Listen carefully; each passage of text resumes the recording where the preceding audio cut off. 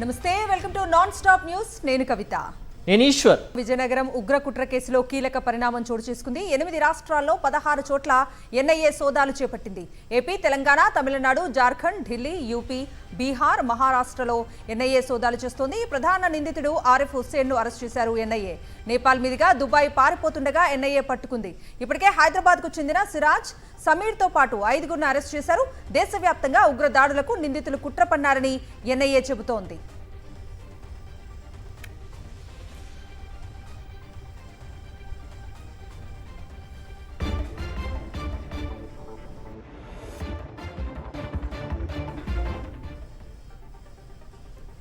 ఎల్లుండి వైఎస్ఆర్సీపీ శాసనసభాపక్ష సమావేశం కానుంది. పార్టీ ఎమ్మెల్సీలు, ఎమ్మెల్యేలతో వైఎస్ఆర్సీపీ అధినేత వైఎస్ జగన్మోహన్ రెడ్డి భేటీ కానున్నారు. ప్రజా సమస్యలు, తాజా రాజకీయ అంశాలపై చర్చించనున్నారు వైఎస్ జగన్.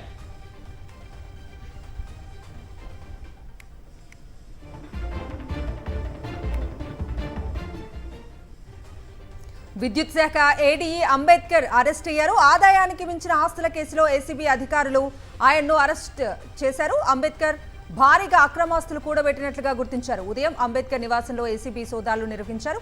ఈ సోదాల్లో కోట్లలో నగదును స్వాధీనం చేసుకున్నారు. మణికొండలోని ఏడీఈ ఇల్లు, బంధువులు, కుటుంబ సభ్యుల ఇళ్లతో పాటు గచ్చిబౌలి, మాదాపూర్ సహా 15 చోట్ల ఏసీబీ సోదాలు జరిపింది. ఇతర ప్రాంతాల్లోనూ సోదాలు నిర్వహించారు. అంబేద్కర్ 10 ఎకరాల స్థలంలో పెద్ద కంపెనీ ఏర్పాటు చేసినట్లుగా గుర్తించారు అధికారులు. హైదరాబాద్ లో 6 ఇళ్లు, స్థలాలు గుర్తించారు. గచ్చిబౌలిలో 5 అంతస్తుల భవనం గుర్తించారు. 2,18 లక్షల నగదు, బంగారం స్వాధీనం చేసుకున్నారు ఏసీబీ అధికారులు.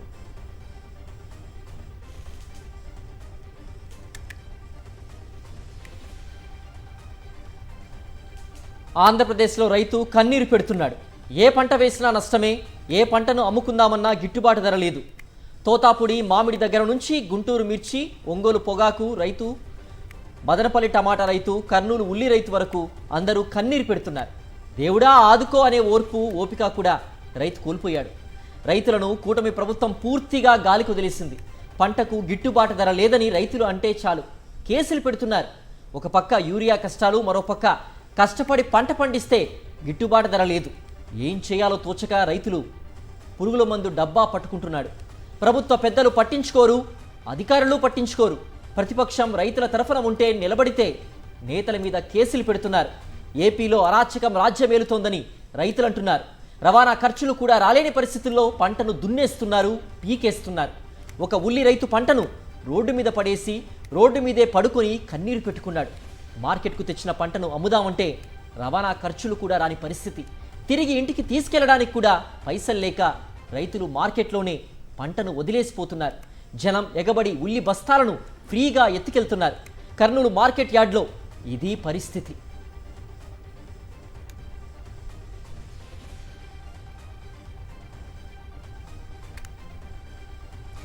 కర్నూలు జిల్లా రైతులకు తీరని వేదన కల్పిస్తోంది ఈ ఉల్లి పంట. రైతుల ఆవేదనను పట్టించుకోకుండా గిట్టుబాటు ధర ప్రకటించడంపై అన్నదాతలు ఆగ్రహం వ్యక్తం చేస్తున్నారు. ప్రభుత్వం గిట్టుబాటు ధర కల్పించినా అది సరిపోదు అంటూ పొలాలను దున్నేస్తున్నారు రైతులు. పత్తికొండలో 4 ఎకరాలు కౌలుకు తీసుకుని ఉల్లి పంట సాగు చేశారు రైతులు. ప్రభుత్వం చెప్పే మాటలు నమ్మితే కోత ఖర్చులు కూడా రావంటూ పొలాన్ని దున్నేస్తున్నారు రైతులు. 1200 గిట్టుబాటు ధర సరిపోదు అంటూ మరింత నష్టాల్లో కూరుకుపోకుండా పంటను దున్నేస్తున్నారు పత్తికొండ రైతులు. కనీసం 2500 రూపాయల గిట్టుబాటు ధర కల్పించి ఉల్లిని కొనుగోలు చేయాలని డిమాండ్ చేస్తున్నారు. ఉల్లి పంటను దున్నేస్తున్న రైతులను పొలంలోకి వెళ్లి పరామర్శించారు మాజీ ఎమ్మెల్యే కంగాటి శ్రీదేవి. పోయేదే ఇంకా చూసుకొని బుగ్గులు లేకున్నట్లు చేస్తుంటాం. ఇంకేమొస్తుంది, ఏం లేదన్న అంత వానకొచ్చి పోయింది అంతా. ఇంకా అసలు రూపాయి లేదు. ఏమంట కండ్లు కొట్టుకుంటుంటే ఈ ఉల్లిగడ్డలు పంచకారకి ఇంక సచ్చేదే. ఇంక బాకీలన్నీ పెట్టుకునే సచ్చేది. ఇంకా ఏం చేయాలి మరి? ఇంకా ఏం చేయాలి సార్? మనకి దొరకని టైంలో మమ్మల్ని అప్పులతోనే తిట్టించుకోవాలా, లేదంటే పొలాల మీదకి వస్తారు, ఇండ్లు వాకిల మీదకి వస్తారు. మేమేం చేయాలంగా గురించి పెట్టి పోయాక కానీ అప్పులు పోనీరు. మా పరిస్థితి ఇట్లా ఉండదు. ప్రభుత్వం ఉల్లికి గిట్టుబాటు ధర కల్పించకపోవడంతో రైతులు అల్లాడిపోతున్నారని మాజీ ఎమ్మెల్యే కంగాటి శ్రీదేవి అన్నారు. కూటమి ప్రభుత్వం వచ్చాక రైతులు తీవ్ర కష్టాలు పడుతున్నారని విమర్శించారు. ఎప్పుడు కూడా ఈ ఉల్లి రైతుల బాధలు ఎప్పుడు లేవు. ఇప్పుడు చూస్తున్నాము, చాలా దమనీయ పరిస్థితుల్లో ఉన్నారు. ఈరోజు ఉల్లిగడ్డ చూస్తుంటే గిట్టుబాటు ధరలు లేక పండించిన పంటకు వాళ్ళు పెట్టిన ఖర్చులు కూడా వెళ్ళలేని పరిస్థితులు, రవాణా పోయే ఖర్చులు కూడా వెళ్ళలేని పరిస్థితుల్లో పోయి తీసుకుపోయి అక్కడ మార్కెట్లో దొబ్బేసి వస్తున్నారు. రైతులంతా కూడా ఏం చేయలేని పరిస్థితిలో అక్కడ ధర లేక ఈరోజు మళ్ళా వాళ్ళు పండించి చెమట ఓడ్చి ఆ రైతు పండించిన ఉల్లినాడు పడేసి వస్తే దాని ఇండ్లకు కూడా తీసుకుపోయే పరిస్థితులు ఎప్పుడు చూడలే, ఇప్పుడు చూస్తుంటాము. చాలా బాధాకరమైన. నిన్న మొన్నటి వరకు అందరి ద్రాక్షలా ఉన్న టమాటా ధరలు ఒక్కసారిగా నేల చూశాయి. కిలో 4 నుంచి 6 రూపాయలకు పడిపోవడంతో కర్నూలు జిల్లాలోని పత్తికొండ రైతులు ఆందోళన వ్యక్తం చేస్తున్నారు. పంట చేతికొచ్చిన తరుణంలో గిట్టుబాటు ధర లేక రైతన్నలు లబోదిబోమంటున్నారు. కష్టం చేసి పండించిన పంటకు కనీస కూలీ ఖర్చులు రాకపోవడంతో ఏం చేయాలో తెలియని దిక్కుతోచని స్థితిలో ఉన్నారు. టమాటా పంట కోయడానికి, దాన్ని మార్కెట్కు తరలించడానికి అయ్యే ఖర్చు దానికి వచ్చే ధరతో పోలిస్తే చాలా ఎక్కువగా ఉంది. దీంతో చాలా మంది రైతులు తమ పొలాల్లోనే టమాటా పంటను వదిలేస్తున్న దృశ్యాలు హృదయ విదారకంగా ఉన్నాయి. పంట కోయించడానికి కూలీలకు 300 నుంచి 400 ఇవ్వాలి. దానికి తోడు రవాణా ఖర్చు. మార్కెట్లో అమ్మితే వచ్చేది కేవలం 400 నుంచి 500 మాత్రమే. అదే 1000 రూపాయల పెట్టుబడి పెడితే 500 నష్టం వస్తోంది. అందుకే పంటను కోయటం కంటే పొలంలోనే వదిలేయటం ఉత్తమం అని రైతులు ఆవేదన వ్యక్తం చేస్తున్నారు.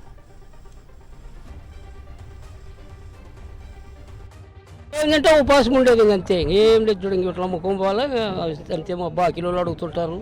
మా పరిస్థితి ఇంక ఇదే, ఇంకా వాళ్ళకి చెప్పుకోలేక సమాధానం. కొంతమంది మొన్న ఆత్మహత్య చేసుకునేది, అప్పులు కట్టలేక. గిట్టుబాటు కావడం లేదు కదా. గిట్టుబాటు అయితే ఇంకేదో పర్వాలేదు అనుకుంటుంటాం. గిట్టుబాటు కాకనే కదా ఇప్పుడు కొద్దిగా వర్షం వచ్చిన దానికి కుళ్ళిపోయేదాని, అందుకు పైన రేట్లు లేని దానికి ఇంక అన్ని సమంగా ఇట్లా మా బతుకులు ఇట్లా అయిపోయినాయి, రైతుల బతుకులు. ఆంధ్రప్రదేశ్లో రైతన్నలు ఎదుర్కొంటున్న సంక్షోభానికి చంద్రబాబు ప్రభుత్వ నిర్లక్ష్య ధోరణే కారణమని వైఎస్ఆర్సీపీ అధినేత వైఎస్ జగన్మోహన్ రెడ్డి మండిపడ్డారు. పంటలకు గిట్టుబాటు ధరలు దక్కని పరిస్థితుల్ని ప్రస్తావిస్తూ చంద్రబాబు సర్కార్పై తన ఎక్స్ ఖాతాలో ధ్వజమెత్తారాయన. చంద్రబాబు గారు, పంటలకు ధరల పతనంలో మీరు సాధించిన రికార్డులు ఇంకెవ్వరికీ సాధ్యం కావు. కర్నూలులో కిలో ఉల్లి 3 రూపాయలేనా? రూపాయిన్నరకే కిలో టమోటానా? ఇవేం ధరలు? రైతులు బతకొద్దా? కొన్ని వారాలుగా రైతులు లబోదిబోమంటున్నారు. మీరు కనికరం కూడా చూపడం లేదు కదా. ఒక ముఖ్యమంత్రిగా ఉంటూ రైతుల్ని ఆదుకోవడంలో ఇంత నిర్లక్ష్యం చూపుతారా? ఇక ప్రభుత్వం ఉండి కూడా ఏం లాభం? ప్రజలు రైతులు కష్టాల్లో ఉన్నప్పుడు ఆదుకోని ప్రభుత్వం ఉన్నా లేనట్టే కదా. క్వింటా ఉల్లిని 1200కు కొనుగోలు చేస్తామంటూ మీరు ప్రకటనల మీద ప్రకటనలు చేశారు. కానీ తూతూ మంత్రంగా చేసి అదే కర్నూలు మార్కెట్లో వేలం వేయించారు. ఎవరు కొనటం లేదు, ఏమీ చెయ్యలేవన్న అభిప్రాయాన్ని కలిగించడానికి మీరు చేసిన ప్రయత్నం కాదా ఇది అని నిలదీశారు. ఉల్లికి అసలు ధరే లేకపోతే ఇప్పుడు బిగ్ బాస్కెట్, ఇతరత్ర స్టోర్లో, ఆన్లైన్లో, నెట్లోకి వెళ్లి చూస్తే స్టోర్లో కిలో 29 నుంచి 32కు ఎలా అమ్ముతున్నారని ప్రశ్నించారు. రైతు బజార్లో కూడా కిలో 25 రూపాయలకు తక్కువ అమ్మటం లేదు కదా. మరి రైతులకు ఎందుకు ధర రావటం లేదు? మీ తప్పు కాదా చంద్రబాబు గారు?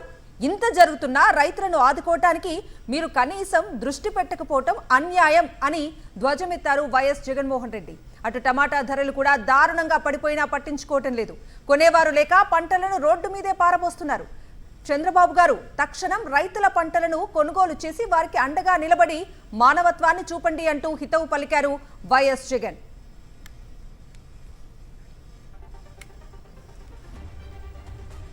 వివేక హత్య కేసులో నిందితుల బెయిల్ రద్దుపై జోక్యం చేసుకోబోమని సుప్రీంకోర్టు తేల్చి చెప్పింది. ఈ కేసులో తదుపరి దర్యాప్తు అంశంపై ట్రయల్ కోర్టును ఆశ్రయించాలని సుప్రీంకోర్టు సూచించింది. వివేక హత్య కేసులో నిందితుల బెయిల్ రద్దు చేయాలన్న పిటిషన్లను సుప్రీంకోర్టు విచారించింది. ఈ కేసులో సిబిఐ దర్యాప్తు ముగిసిందని కోర్టుకు తెలిపారు అడిషనల్ సొలిసిటర్ జనరల్. తదుపరి దర్యాప్తు అంశంపై కోర్టుదే నిర్ణయమన్నారు ఏఎస్జీ. తదుపరి దర్యాప్తు చేయాలన్న పిటిషనర్ వాదనపై మీరు బస్ మిస్ అయ్యారు, ఛార్జ్ షీట్ ఇప్పటికే దాఖలైంది, ఆ దశలోనే ఈ అంశాలు చెప్పాలి కదా అన్నారు జస్టిస్ సుందరేష్. దర్యాప్తు జరుగుతున్న సమయంలో ఈ అంశాల్ని ట్రయల్ కోర్టులో ఎందుకు చెప్పలేదన్నారు. ఇలాగే పిటిషన్స్ వేస్తూ వెళ్తే ట్రయల్ పూర్తి కావడానికి దశాబ్దం పడుతుందని సుప్రీంకోర్టు వ్యాఖ్యానించింది.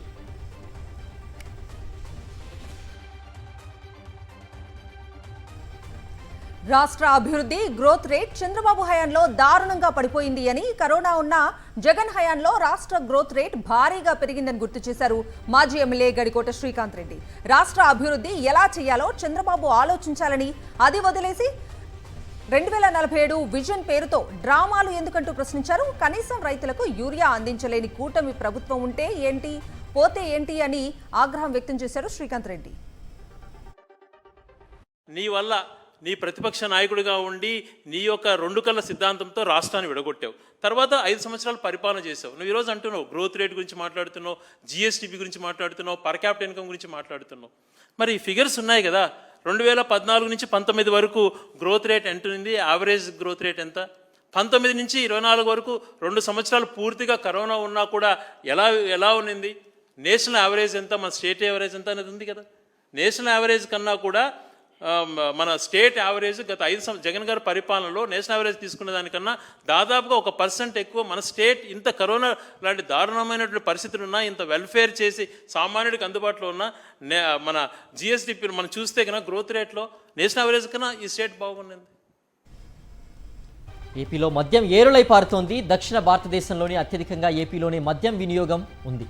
కలెక్టర్ల కాన్ఫరెన్స్ సాక్షిగా ఎక్సైజ్ అధికారులే వెల్లడించారు. ఏపీలో 10.29% అమ్మకాలు పెరిగాయని ఎక్సైజ్ అధికారులు తెలిపారు. గత ఏడాది 9% కంటే ఈ ఏడాది మద్యం అమ్మకాలు పెరిగాయి. 11% మద్యం ఆదాయం పెరిగినట్లుగా ప్రిన్సిపల్ సెక్రటరీ ముఖేష్ కుమార్ మీనా వెల్లడించారు.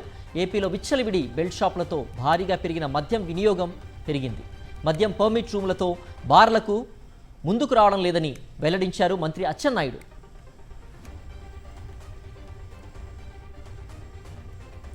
లేని లిక్కర్ స్కామ్ ను సృష్టించి అక్రమ అరెస్టులు చేస్తున్నారని మండిపడ్డారు మాజీ మంత్రి అంబటి రాంబాబు.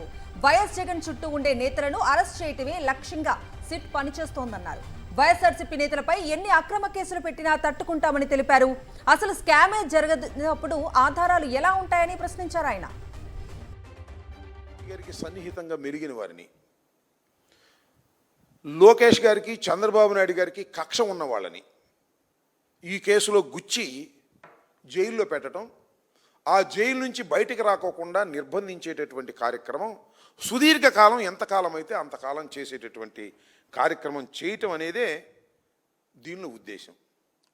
వాళ్ళు జైల్లో ఉంటే చంద్రబాబు నాయుడు గారు, లోకేష్ గారు ఒక పైచాచికమైన ఆనందాన్ని పొందటం. ఎందుకంటే చంద్రబాబు నాయుడు గారిని జైల్లో వేసి 53 రోజుల పాటు జైల్లో ఉన్నాడు కాబట్టి.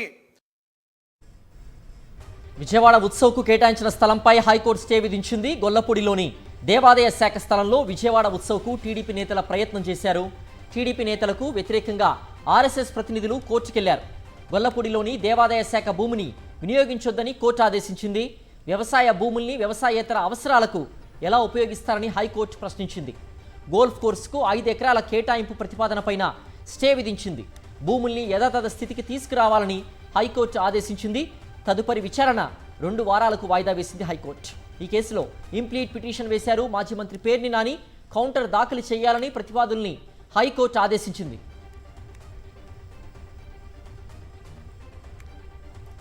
ఏపీ హైకోర్టు ఆదేశాలను టీడీపీ నేతలు ఖాతరు చేయటం లేదు. గొల్లపూడిలోని దేవాదాయ శాఖకు చెందిన 40 ఎకరాల భూమిలో టీడీపీ నేతలు విజయవాడ ఉత్సవ్ పేరుతో భారీ వేడుకను నిర్వహించ తలపెట్టారు. అయితే దేవాదాయ శాఖ భూముల్లో ప్రైవేట్ కార్యక్రమాలు నిర్వహించడాన్ని వ్యతిరేకిస్తూ కొందరు భక్తులు హైకోర్టును ఆశ్రయించారు. దేవాదాయ శాఖ భూమిని విజయవాడ ఉత్సవాలకు వినియోగించొద్దని ఆదేశించింది. అలాగే గోల్ఫ్ కోర్సుకు 5 ఎకరాల కేటాయింపు యథాతథంగా ఉంచాలని ఆదేశాలిచ్చింది. హైకోర్టు స్టే విధించినప్పటికీ గొల్లపూడి దేవాదాయ శాఖ భూముల్లో భారీ యంత్రాలతో పనులు జరుగుతూనే ఉన్నాయి. 10 మెడికల్ కాలేజీల నిర్వహణకు నిధులు లేవని ప్రైవేటీకరణ చేస్తున్నట్లు చంద్రబాబు చెప్పడం సరికాదన్నారు మాజీ మంత్రి సిదిరి అప్పలరాజు. ప్రభుత్వం దగ్గర 4,500 కోట్లు కూడా లేవా అని ప్రశ్నించారు. ప్రైవేటీకరణ చేయడానికి చంద్రబాబు పన్నిన కుట్ర అని విమర్శించారు. చంద్రబాబు గారు మాట్లాడుతుంటారు 10 మెడికల్ కాలేజీలంట గవర్నమెంట్ ఆధ్వర్యంలోనే టేకప్ చేయాలంట. గవర్నమెంట్ ఆధ్వర్యంలో టేకప్ చేయాలి అంటే 4,500 కోట్లు కావాలా? 4,500 కోట్లు లేవట ఈ ప్రభుత్వం దగ్గర. Andhra Pradesh government is in a position that it cannot afford for 4,500 crores. అందుకని ప్రైవేటైజేషన్కి ఇచ్చేస్తారట. దానికి ఒక అందమైనటువంటి పేరు పెట్టారు, పీపీపీ మోడల్ అని. అర్థం కాని పేర్లు పెట్టి ప్రైవేట్ వాళ్ళ చేతిలో పెట్టేయడానికి ఇది ఒక కుట్ర. ఆపరేషన్ బుడమేరు చేపట్టకపోతే చంద్రబాబు ఇంటి ముందు ప్రత్యక్ష ఆందోళన చేపడతామన్నారు సిపిఐ ఏపీ కార్యదర్శి రామకృష్ణ. బుడమేరు ముప్పుకు శాశ్వత పరిష్కారం చూపాలని కోరుతూ విజయవాడ ధర్నా చౌక్లో సిపిఐ ఆధ్వర్యంలో నిరసన చేపట్టారు. దశాబ్దాలుగా విజయవాడ, ఎన్టీఆర్ జిల్లా, కృష్ణా జిల్లా, ఏలూరు జిల్లా ప్రజలు బుడమేరు కారణంగా ఇబ్బందులు పడుతున్నారని మండిపడ్డారు. గతేడాది బుడమేరు వరదలకు విజయవాడ అతలాకుతలమయ్యిందన్నారు. ఏడాదిలోగా శాశ్వత పరిష్కారం చేస్తామన్న ప్రభుత్వం అతిగతి లేదని విమర్శించారు రామకృష్ణ. టీడీపీ నేతల ఆరోపణలపై స్ట్రాంగ్ కౌంటర్ ఇచ్చారు మాజీ మంత్రి పేర్ని నాని. ఆధారాలతో సహా టీడీపీ నేతల భాగోతాన్ని ఎండగట్టారు ఆయన. మచిలీపట్నంలో డీఫాక్టో మంత్రి, ఎమ్మెల్యే, టీడీపీ నేత గొర్రిపాటి గోపీచంద్ అని చెప్పారు. బైపాస్లో దేవుడి ఆస్తి కాజేశారని తనపై విష ప్రచారం చేస్తున్నారని పేర్ని నాని మండిపడ్డారు. కొల్లు రవీంద్రతో తిరిగే లింగం ఆనంద్ తనకు బినామీనా అంటూ ధ్వజమెత్తారు. ఇప్పుడు ఈ డాక్యుమెంట్లు చూపించారు, పేరు నాని భార్య, పేరు నాని మామ దేవుడు దాచి దొబ్బేశాడని. అది ఎప్పుడు 2022 సంవత్సరంలో భార్య మా మామగారు చెరోక 500 గజాలు తీసుకున్నారు, చెరోక 500 గజాలు తీసుకున్నారు, దొబ్బేశారంటున్నారు. 2006 ఆక్షను, 2011లో సేల్ కన్ఫర్మేషను, 2011లో రిజిస్ట్రేషన్ అయింది, 2022లో 1000 గజాలు మేము కొనుక్కున్నామంట. అంటే 1000 గజాలు కొనుక్కోవడం కూడా దొబ్బేసి ఉంటే అన్నమాట. అంటే నిజంగా నేనే దేవుడు ఆస్తి దొబ్బేసి ఉంటే తెల్లారేపుడి కన్ఫర్మేషన్ వచ్చి రిజిస్ట్రేషన్ చేసేసుకున్నా. తెలంగాణ సచివాలయంలో డిప్యూటీ సీఎం భట్టి విక్రమార్క అధ్యక్షతన ఆదాయ వనరుల సమీకరణ సమావేశం జరిగింది. స్టాంప్స్, రెవెన్యూ శాఖలో ఆదాయం పెంపునకు కమిటీ ఇచ్చిన నివేదికపై సమీక్షించారు. కమర్షియల్ ట్యాక్స్ శాఖలో ఆదాయం పెంచేందుకు సర్కిల్ వారీగా సమీక్షా సమావేశాలు నిర్వహించాలని ఉన్నతాధికారులను భట్టి విక్రమార్క ఆదేశించారు. కమర్షియల్ ట్యాక్స్ విభాగానికి సంబంధించి ఇతర రాష్ట్రాల్లో ఉన్న పరిస్థితులను అధ్యయనం చేసి ఆదాయం పెంపునకు మార్గాలు అన్వేషించాలని సూచించారు. హైదరాబాద్లో జూబ్లీహిల్స్ నియోజకవర్గ ఉప ఎన్నికపై బీఆర్ఎస్ సన్నాహక సమావేశం నిర్వహించింది. బీఆర్ఎస్ వర్కింగ్ ప్రెసిడెంట్ కేటీఆర్ అధ్యక్షతన జరిగిన ఈ సమావేశానికి ముఖ్య నేతలు, సీనియర్ నాయకులు హాజరయ్యారు. ఉప ఎన్నికల్లో అనుసరించాల్సిన వ్యూహాలపై చర్చించారు. కాంగ్రెస్ ప్రభుత్వ ప్రజా వ్యతిరేక విధానాలపై రాష్ట్ర ప్రజలు తీవ్ర ఆగ్రహంతో ఉన్నారన్నారు కేటీఆర్. జూబ్లీహిల్స్ నుండి బీఆర్ఎస్ విజయయాత్రను తిరిగి ప్రారంభించాలని నేతలకు పిలుపునిచ్చారు. పార్టీ మారిన ఎమ్మెల్యేలు ఏ లింగమో తెలియటం లేదని విమర్శించారు బీఆర్ఎస్ వర్కింగ్ ప్రెసిడెంట్ కేటీఆర్. ఎన్నికలకు సీఎం రేవంత్ రెడ్డి ఎందుకు భయపడుతున్నారని నిలదీశారు. ప్రభుత్వానికి సర్పంచ్, జెడ్పీటీసీ ఎన్నికలు, ఉప ఎన్నికలు ఎదుర్కోవాలి అంటే భయమని ఎద్దేవా చేశారు. పోతే వేరు చెప్పిసావచ్చు కదా, అంత భయం ఎందుకు? చెప్పు దమ్ముంటే నేను పోయాను కాంగ్రెస్లోకి, ఎదుర్కొంటా ఉప ఎన్నికని మగాడు అయితే రా చూసుకుందాం భద్రాచలంలో. ఇంత భయం ఎందుకు? నిజంగానే మీరు పొడిస్తే 22 నెలల్లో అంత పోటుగాళ్ళు అయితే రా. రేవంత్ రెడ్డి అంత పోటుగాడు కదా, మరి ఎన్నికలకి ఎందుకు భయపడుతున్నావు? సర్పంచ్ ఎన్నికలు పెట్టాలంటే భయం, జెడ్పీటీసీ పెట్టాలంటే భయం, ఉప ఎన్నికలు ఎదుర్కోవాలంటే భయం, కానీ బయటికి మాత్రం మేకపోతే గాంభీర్యం. ఏమని మనం చాలా అద్భుతంగా చెప్తున్నాం ఇందిరమ్మ రాజ్యం. మరి అంతుంటే రా, ఎవడొద్దనండి నిన్ను 10 మందిని రాజీనామా పెట్టించు, లేదా స్పీకర్తో డిస్క్వాలిఫికేషన్ చేయించు, డ్రామాలు బంద్ చేయి. సెప్టెంబర్ 17 హైదరాబాద్ విమోచన దినోత్సవ కార్యక్రమానికి పరేడ్ గ్రౌండ్ రెడీ అయింది. కేంద్ర సాంస్కృతిక శాఖ ఆధ్వర్యంలో నిర్వహిస్తున్న ఈ కార్యక్రమానికి ముఖ్య అతిథిగా కేంద్ర మంత్రి రాజ్నాథ్ సింగ్ హాజరు కానున్నారు. ఇందుకోసం ఇవాళ సాయంత్రమే రాజ్నాథ్ సింగ్ హైదరాబాద్ చేరుకున్నారు. బేగంపేట్ ఎయిర్పోర్ట్లో కేంద్ర మంత్రి రాజ్నాథ్ సింగ్కు బీజేపీ నేతలు ఘన స్వాగతం పలికారు. పోలీస్ పరేడ్తో పాటు వివిధ సాంస్కృతిక ప్రదర్శనలతో ఘనంగా వేడుకలు నిర్వహించనున్నారు.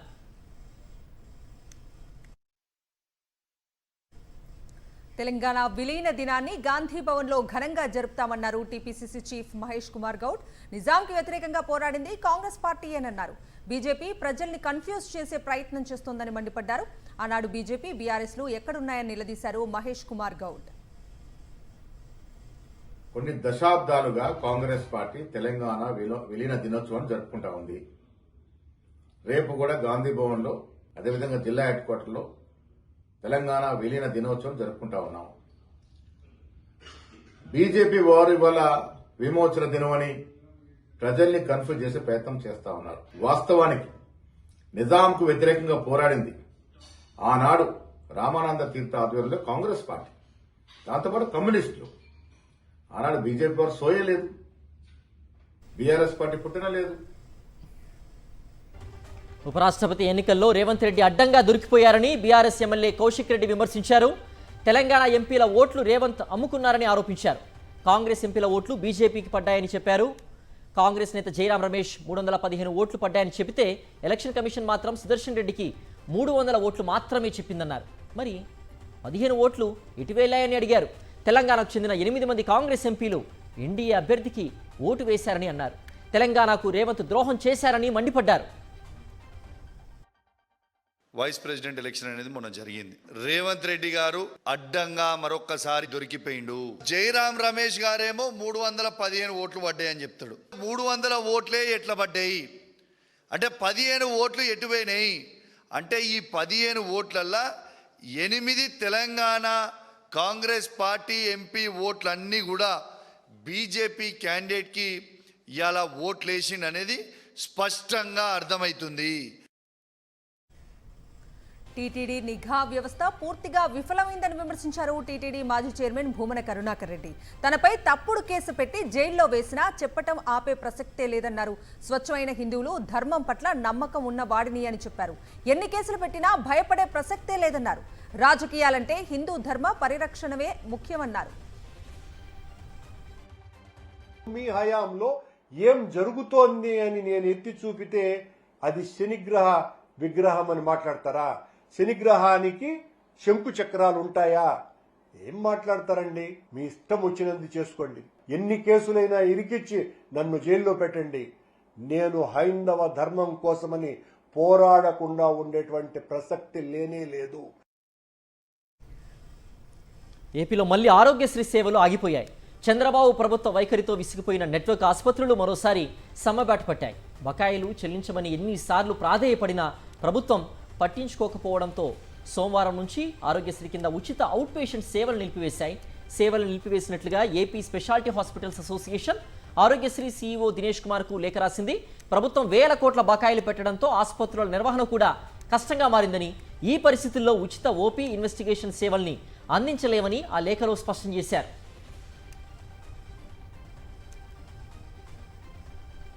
తెలంగాణలో ఆరోగ్యశ్రీ నెట్వర్క్ ఆసుపత్రుల సమ్మె యథాతథంగా కానుంది. ఇవాళ అర్ధరాత్రి నుంచి ప్రైవేట్ ఆసుపత్రుల్లో ఆరోగ్య సేవలకు బ్రేక్ పడనుంది. ప్రభుత్వం నెలకు 100 కోట్ల రూపాయలు ఇస్తామని హామీ ఇచ్చినా నెట్వర్క్ ఆసుపత్రులు పట్టు వీడలేదు. నెలకు కనీసం 500 కోట్లు విడుదల చేయాలని పట్టుబడుతున్నారు. సమ్మెపై వెనక్కి తగ్గేది లేదని నెట్వర్క్ ఆసుపత్రుల అసోసియేషన్ ప్రెసిడెంట్ వద్దిరాజు రాకేష్ తెలిపారు.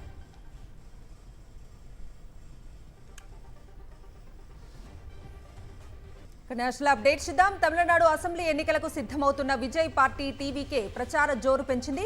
ఇటు గ్రౌండ్ లో అటు సోషల్ మీడియా వేదికగా డీఎంకే సర్కారు వైఫల్యాలను ఎండగడుతోంది.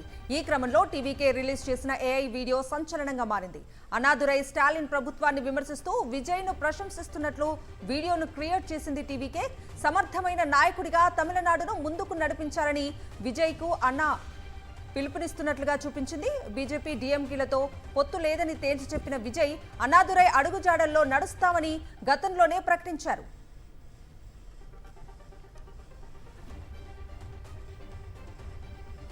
డ్రగ్స్ అక్రమ రవాణాపై ఉక్కుపాదం మోపుతున్న భారత ప్రభుత్వం భారీ ఆపరేషన్కు తెరతీసింది. 16,000 మంది విదేశీయుల్ని బహిష్కరించడానికి కేంద్ర హోంశాఖ రంగం సిద్ధం చేసింది. భారత్లో ఇటీవల అమల్లోకి వచ్చిన కొత్త ఇమిగ్రేషన్ చట్టాల ప్రకారం ఈ నిర్ణయం తీసుకున్నట్టు అధికార వర్గాలు వెల్లడించాయి. నార్కోటిక్స్ రవాణా, ఇతర నేరాలతో సంబంధమున్న దాదాపుగా 16,000 మంది విదేశీయుల్ని దేశంలోని పలు ప్రాంతాల్లో ఎన్సీపీ అదుపులోకి తీసుకుంది. ప్రస్తుతం నిర్బంధ కేంద్రాల్లో ఉన్న వారందరినీ దేశం నుంచి బహిష్కరించాలనడానికి హోం మంత్రిత్వ శాఖ ప్రణాళిక సిద్ధం చేసింది. ఈ జాబితాకు సంబంధించిన ఏజెన్సీలకు పంపింది.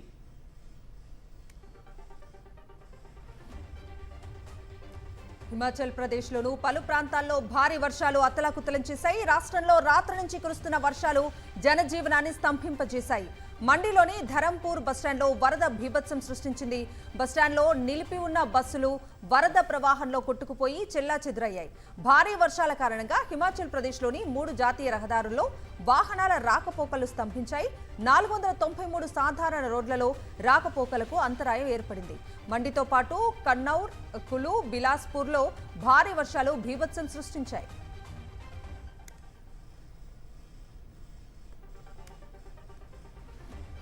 ఉత్తరాఖండ్లోని డెహ్రాడూన్లో రాత్రి నుంచి కుండపోతగా కురిసిన వర్షంతో వరద పోటెత్తింది.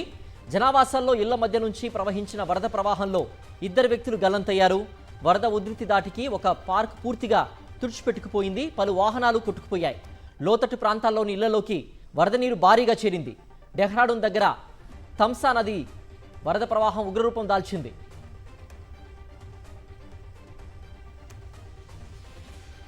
అర్ధరాత్రి కురిసిన కుండపోత ఉత్తరాఖండ్ రాజధాని డెహ్రాడూన్లో విధ్వంసం సృష్టించింది. క్లౌడ్ బర్స్ట్ కారణంగా మెరుపు వరదలు ముంచెత్తి అనేక ఇళ్లు, హోటళ్లు కొట్టుకుపోయాయి. సహస్రధారలో వరద ధాటికి పలువురు గల్లంతయ్యారు. రహదారులపైకి భారీగా వరద చేరటంతో వాహనాలు నీటిలో కొట్టుకుపోయాయి. ఆకస్మిక వరదల ధాటికి ఐటీ పార్క్ పూర్తిగా తుడిచిపెట్టుకుపోయింది. థమ్సా నదిలో ఉప్పొంగటంతో తపకేశ్వర్ మహాదేవ్ ఆలయం నీట మునిగింది.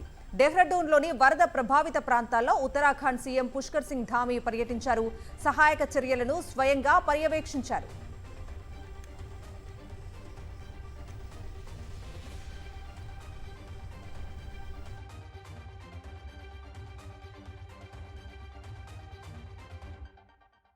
పహల్గాం ఉగ్రదాడికి ప్రతీకారంగా భారత్ చేపట్టిన ఆపరేషన్ సింధూర్పై జైషే మహమ్మద్ ఉగ్ర సంస్థ కీలక కమాండర్ మసూద్ ఇలియాస్ కశ్మీరీ కీలక వ్యాఖ్యలు చేశాడు. భారత బలగాల దాడుల్లో జైషే చీఫ్ మసూద్ అజహర్ కుటుంబం చిన్న భిన్నమైందని అంగీకరించాడు. మసూద్ కుటుంబంలో అనేక మంది చనిపోయారని స్వయంగా నిర్ధారించాడు. దీనికి సంబంధించిన వీడియో నెట్టింట వైరల్ అవుతోంది.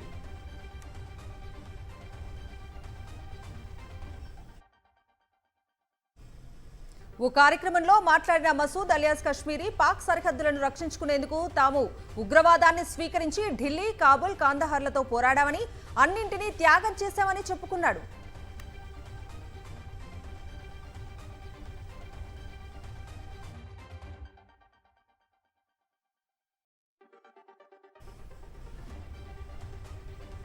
గాజాలో ఇజ్రాయెల్ మారణ హోమానికి పాల్పడిందంటూ ఐక్యరాజ్యసమితి సంచలన నివేదిక విడుదల చేసింది. టెల్ అవీవ్లోని అగ్రనాయకులు ఈ దాడుల్ని ప్రోత్సహించారని పేర్కొంది. గాజాలో ఇజ్రాయెల్ జాతి విధ్వంసకర దాడులకు పాల్పడిందని యుఎన్హెచ్ఆర్సీ ఏర్పాటు చేసిన కమిషన్ ఆరోపించింది. జీవనాధార అవసరాలను నిలిపివేయడాన్ని ఇజ్రాయెల్ ఆయుధంగా మలుచుకుందని, నీరు, ఆహారం, విద్యుత్, ఇంధనం, మానవతా సాయం ఆపేసిందని పేర్కొంది. ఇల్లు, ఆసుపత్రులు, పాఠశాలలు, మత ప్రదేశాలు అనే తేడా లేకుండా దాడులు జరిగాయని తెలిపింది.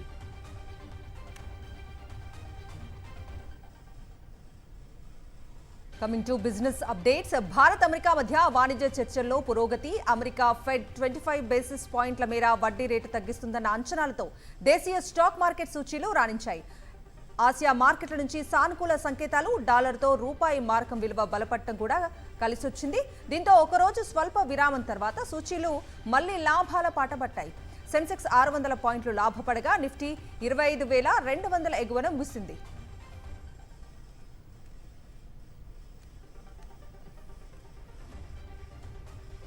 పసిడి ధరలు కొనుగోలుదారులకు మళ్లీ షాక్ ఇచ్చాయి. మరోసారి రికార్డు స్థాయికి చేరాయి. 24 క్యారెట్ల బంగారంపై 870 పెరిగి 1,11,930 రూపాయలకు చేరుకుంది. ఇక 22 క్యారెట్ల పుత్తడి ధర 800 పెరిగి 1,02,600కు చేరింది. వెండి సైతం కిలోకి 1,000 రూపాయలు పెరిగి 1,44,000కు చేరింది. Coming to sports updates. Online betting app కేసులో ఎన్ఫోర్స్మెంట్ డైరెక్టరేట్ దూకుడు పెంచింది. ఇల్లీగల్ యాప్స్ ను ప్రమోట్ చేసిన పలువురు సెలబ్రిటీలను ఇప్పటికే విచారించిన ఈడీ తాజాగా మరికొందరికి నోటీసులు జారీ చేసింది. క్రికెటర్ యువరాజ్ సింగ్, నటుడు సోనూ సూద్ కు సమన్లు పంపింది. ఈ నెల 23న యువీని, 24వ తేదీన సోనూ సూద్ ను విచారణకు రావాలని ఆదేశించింది. ఇదే కేసులో మాజీ క్రికెటర్ రాబిన్ ఉతప్పకు ఇప్పటికే నోటీసులు అందాయి. చైనా మాస్టర్స్ సూపర్ 750 బ్యాడ్మింటన్ టోర్నీలో పివి సింధు శుభారంభం చేసింది. మహిళల సింగిల్స్ తొలి రౌండ్లో 21-4, 21-10తో డెన్మార్క్ ప్లేయర్ జాకోబ్స్ను వరుస గేమ్స్లో మట్టి కరిపించి ప్రీ క్వార్టర్స్కి చేరింది. కేవలం 27 నిమిషాల్లోనే ఈ పోరు ముగిసింది. భారత క్రికెట్ జట్టు కొత్త జెర్సీ స్పాన్సర్గా అపోలో టైర్స్ నిలిచింది. వీరు 2027 వరకు స్పాన్సర్షిప్ హక్కులను దక్కించుకుంది. అపోలో టైర్ స్పాన్సర్గా నిలిచిన నేపథ్యంలో ఆ సంస్థ బీసీసీఐకి మ్యాచ్కు 4.5 కోట్లు చెల్లించనుంది. ఇంతకుముందు డ్రీమ్ 11 మ్యాచ్కు 4 కోట్లు ఇచ్చేది. భారత క్రికెట్లో ఇటీవల కాలంలో అత్యంత లాభదాయకమైన స్పాన్సర్షిప్ ఒప్పందాల్లో ఇది ఒకటిగా నిలిచింది. ఇవి నాన్ స్టాప్ న్యూస్ అప్డేట్స్.